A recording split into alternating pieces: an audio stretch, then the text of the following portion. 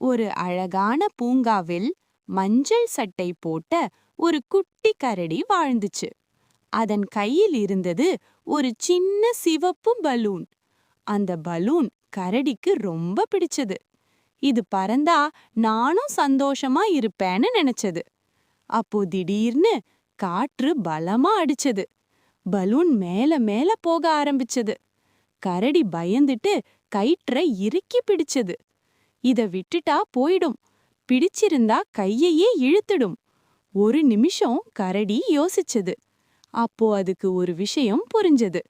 சந்தோஷத்தை பிடிச்சு வைக்க முடியாது, அதை அனுபவிச்சுட்டு விடணும். கரடி மெதுவா பலூன் கயிற்ற விட்டது. பலூன் வானத்துக்கு பறந்தது. கரடி சிரிச்சது. ஏன்னா பலூன் போனாலும் சந்தோஷம் மனசுல தங்கிச்சு. நீங்க இதை நினைவில் வைங்க. சில விஷயங்களை விட்டுட்டாதான் மனசு லைட்டா இருக்கும்.